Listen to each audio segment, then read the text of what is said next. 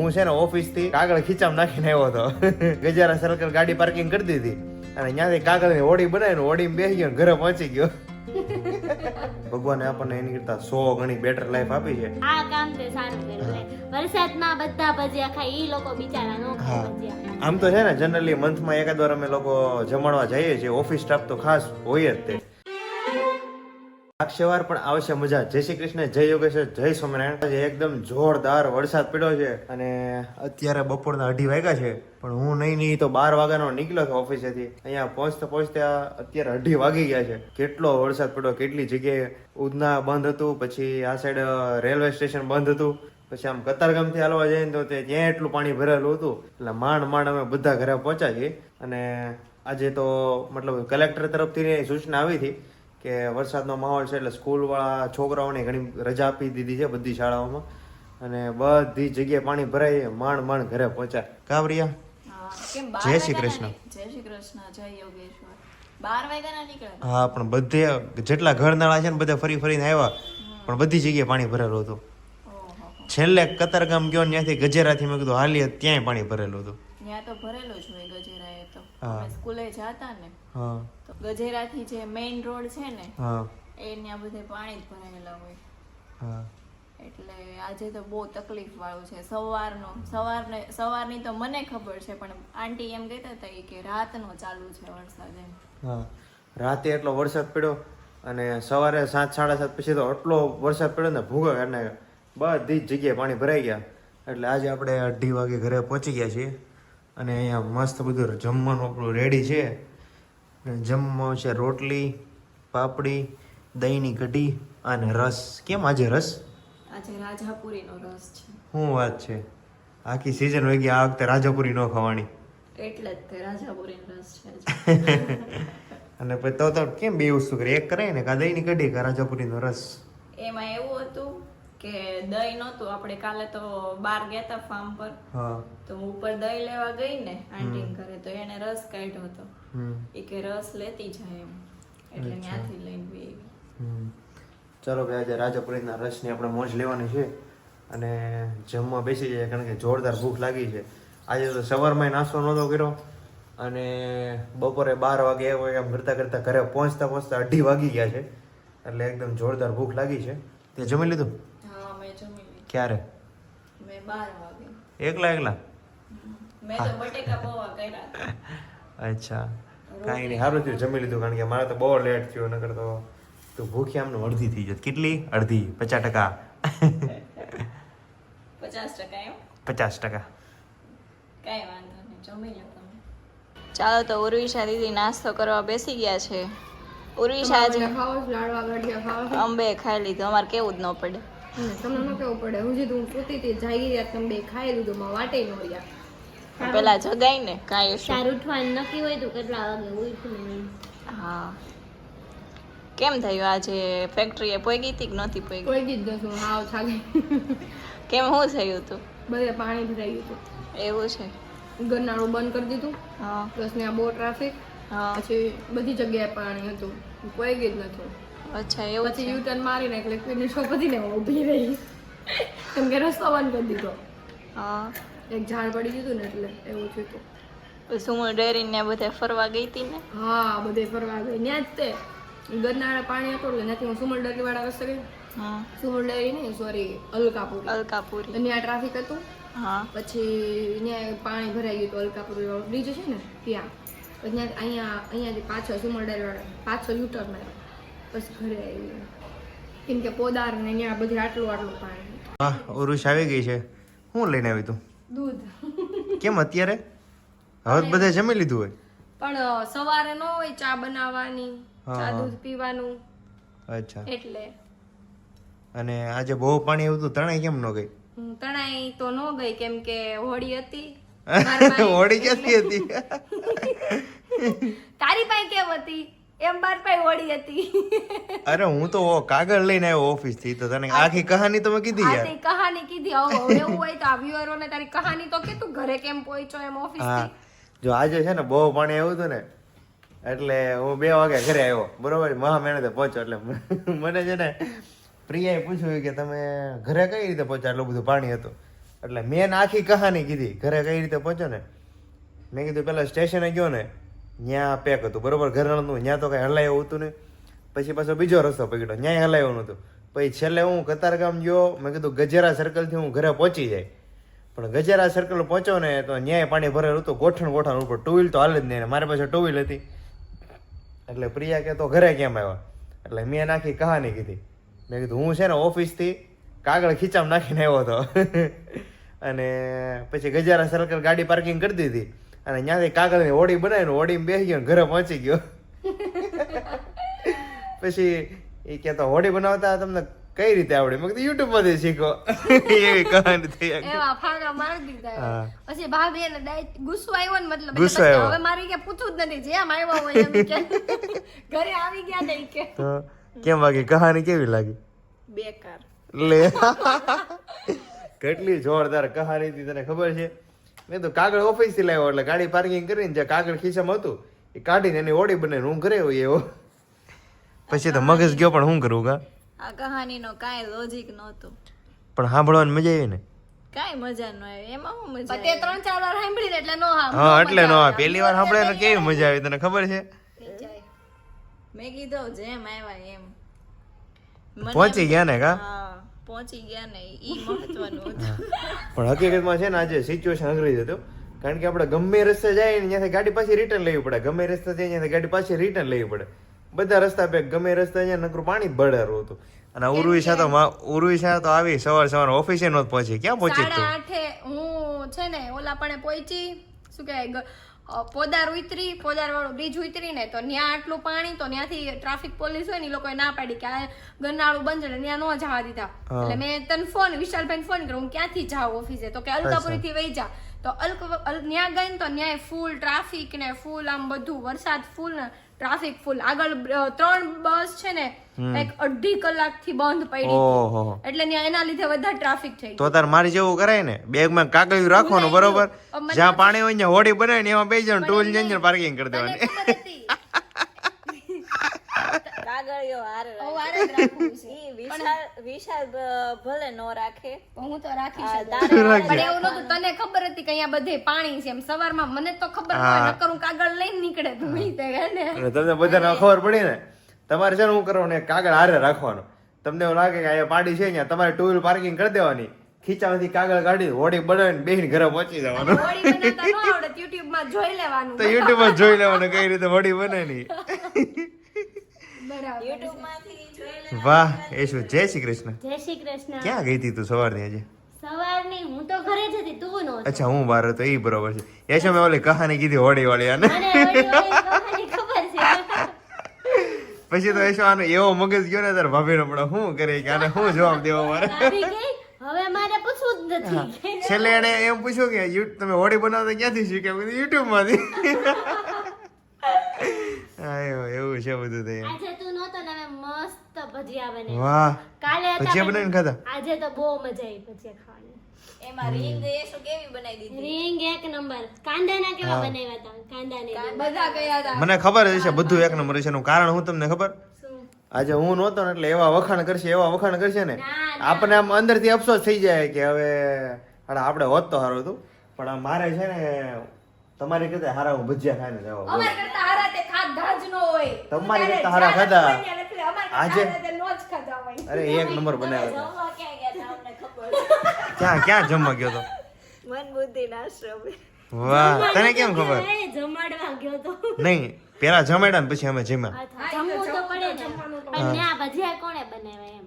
એ અહીંયા છે ને ભગત એનો બનાવ્યા હતા. એને આવડે છે. હા કારીગર છે. સરસ. આ કામ તે સારું કર્યું લે. વરસાદમાં બધા ભજીયા ખાય, ઈ લોકો બિચારા નો ખાય ભજીયા. આમ તો છે ને જનરલી મંથમાં એકાદ વાર અમે લોકો જમણવા જઈએ છીએ, ઓફિસ સ્ટાફ તો ખાસ હોય જ તે. અને આજે બરોબર વરસાદ હતો અને સવારમાં ફોન કર્યો આશ્રમે કે કેમ છે આજે ડેટ છે, મતલબ કોઈનું બીજાનું જમણવાનું નથી ને? એ કે આજે જગ્યા ખાલી છે. એટલે અમારે સવારે પ્લાનિંગ બનાવ્યો, બપોરે 2 વાગે ઘરે પહોંચ્યા, 3 વાગે શાકભાજી લેવા નીકળી ગયા અને બધી વસ્તુ ભેગી કરીને પછી 3:30 આજુબાજુ તમે આશ્રમમાં પહોંચી ગયા હતા.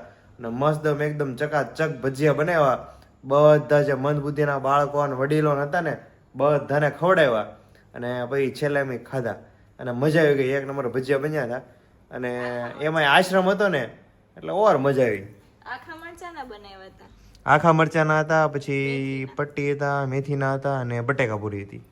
એમાં સૌથી વધુ મને ખાવાની મજા આવે તો બટેકાપુરી. બટેકાપુરી છે ને અમે નહોતી બનાવી. અમે કયા કયા બનાવ્યા ખબર? કુંભણિયા બનાવ્યા, મેથીના બનાવ્યા, રીંગ ભજીયા બનાવ્યા અને કાંદાના બનાવ્યા. પછી બટેકાપુરી બહુ વધી જાતું ફૂલવાળી હોતન બનાવી. હા, એટલે 5 આઈટમ ટોટલ બની ગઈ.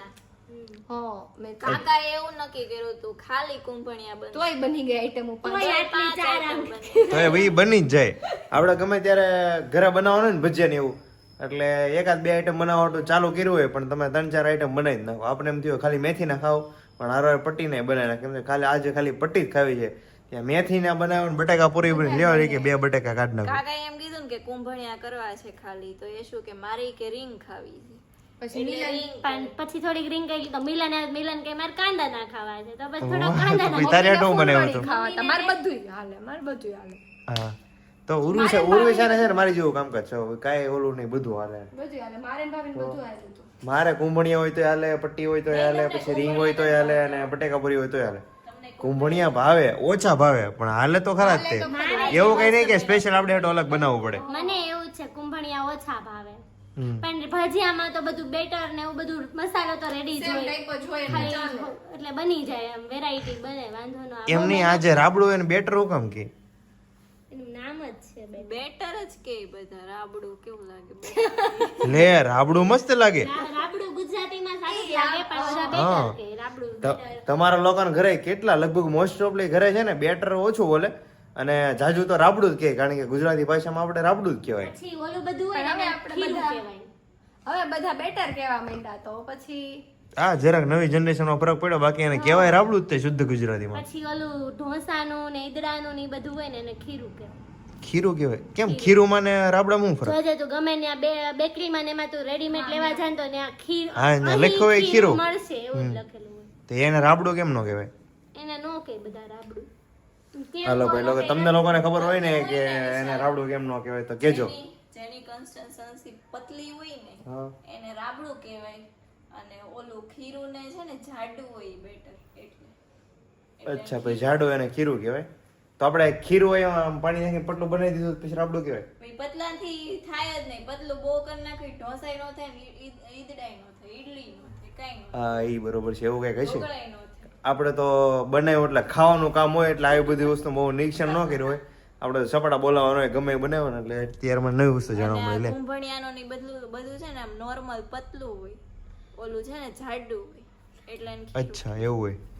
એમાં વેજ બધું આવે તે આમાં ઓલું બધું પ્લેન હોય ને આમાં તો કેટલી ઈદડાનું ને વસ્તુ આવે. બધું plain હોય. આદુ ને મરચી ને ધાણા ને આદુ ને એવું બધું હા. હોય. અને અમે છે ને આજે આશ્રમે જમણવા ગયા હતા ને, બાળકો ને વડીલો ને બધા હતા.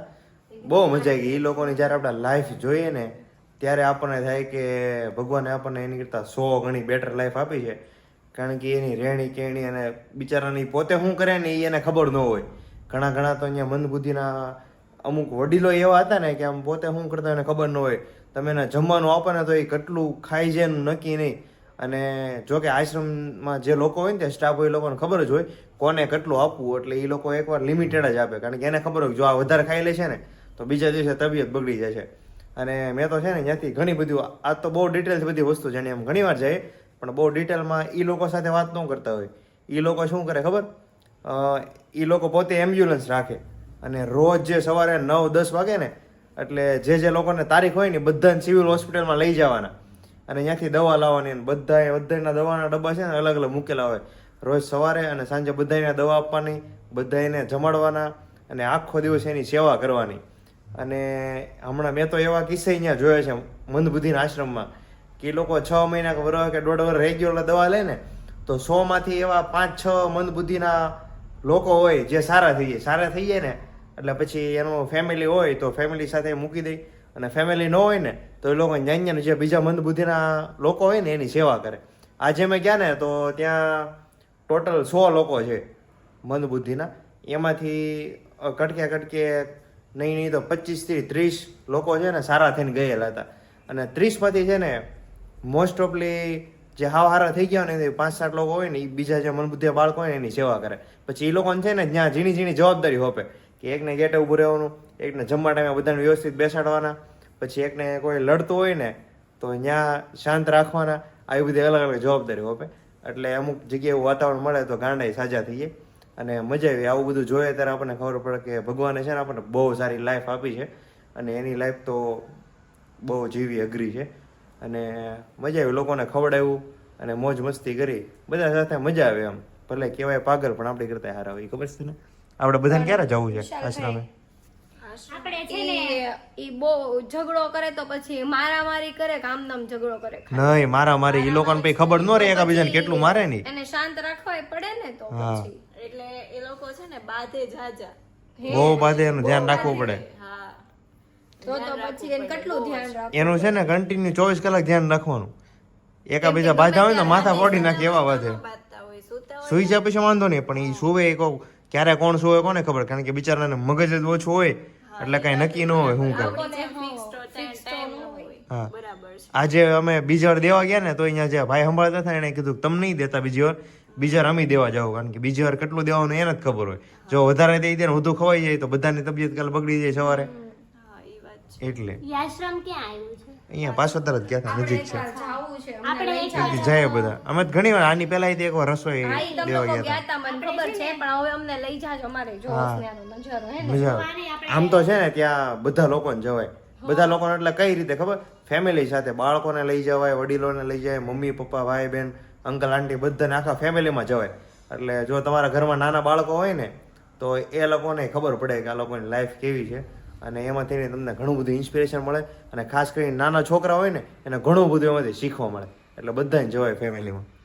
હા તો આપણે જાશું. આપણે જાય એક છે ને દિવસ. ઘરેથી કંઈક મસ્ત બનાવીને પછી ત્યાં જાશું. હા, એવું ચાલે. જમાડીશું, એમ કરશું. હા. હવે ન્યા ભાજી પરોઠા ને એવું કઈ કરી નાખે. એવું બધું ત્યાં કરવાની વ્યવસ્થા છે, બધી વ્યવસ્થા છે. ને એને એ લોકોને પાઉં મેંદો ન ખવડાવે. હા. પરોઠા ને એવું નહીં, ત્યાં લોકો શું કરે ખબર, એવું કરે કે 3-4 વાગે ને એટલે નાસ્તો લઈને આવે, કોઈ કેન્ડી લાવે. હમણાં તો મને એ ભાઈ છે ને એને એવું કીધું આ લોકોને 6 દિવસથી ભજીયા કન્ટિન્યુ ખવડાવે છે, કારણ કે હમણાં વરસાદનો માહોલ છે એટલે કોક ને કોક રસોઈ આપે ને ભજીયાની રસોઈ આપે.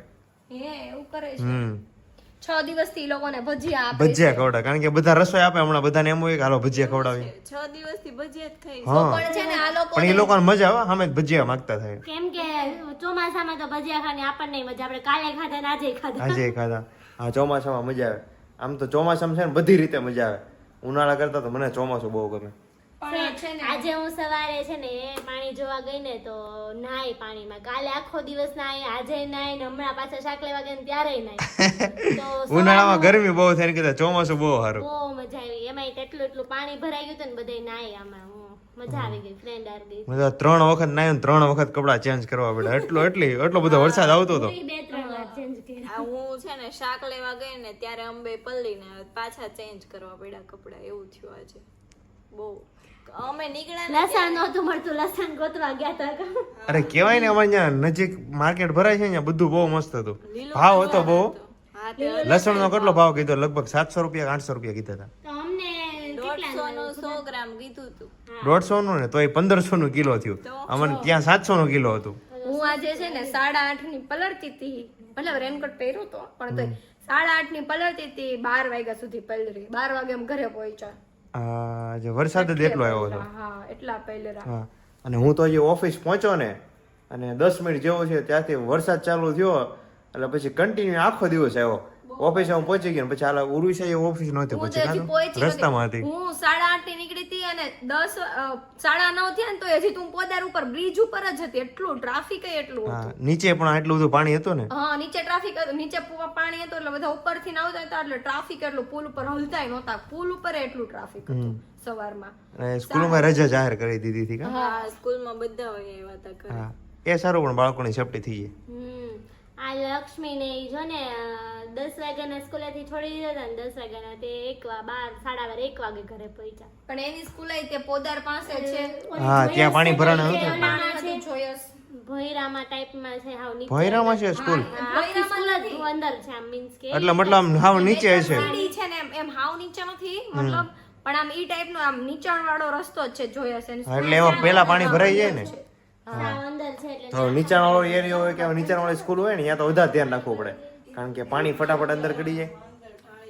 હા થોડું ઢાળ ઉતરીને હશે અંદર ઢાળ ઉતરીને જવાનું એટલે પછી ત્યાં તો ભરાય જ જવાનું છે પાણી. હા પણ આ છોકરાને મજા આવી ગઈ બીજું કઈ જાય સ્કૂલ રજા છોકરાઓને એમ થાય આવો મોકો દર ચોમાસામાં મળે જ તે વધારે પાણી આવે ને એટલે અચાનક એમ સ્કૂલમાંથી કહેવામાં આવે કે આજે રજા છે એટલે પછી બાળકોને મજા આવે બાળકોને શું જે આપણા ટાઈમે જે આપણને કહેતા ને કે આજે રજા અચાનક પાણીના લીધે એટલે એટલી મજા આવતી ને વાત જવા દો પણ આજે વાંધો નહીં આપણે એકદમ સેફલી બધા ઘરે પહોંચી ગયા છીએ અને આશા કરું છું કે તમે બધા એકદમ સેફટી સાથે ઘરે પહોંચી ગયા છો તો મળીએ આપણે સીધા આવતીકાલના વ્લોગમાં ત્યાં સુધી તમે ચેનલને લાઈક કરો શેર કરો અને સબસ્ક્રાઈબ કરો લાગશે વાર આવશે મજા આ ડાયલોગ છે ને લોકોની બહુ કોમેન્ટ આવે છે એ કે અમારા ઘણાની કોમેન્ટ તો એવી કે અમારા ઘરમાં તે ઘણી વાર આ એકાબીજા સાથે આ ડાયલોગ બોલતા હોય અને કોમેન્ટ આ ડાયલોગને ઘણી આવે લોકોને બહુ ગમ્યો આ ડાયલોગ કાંઈ નહીં સારું ચાલો તો કાલે મળીએ ગુડ નાઇટ જય શ્રી કૃષ્ણ જય યોગેશ્વર જય સ્વામિનારાયણ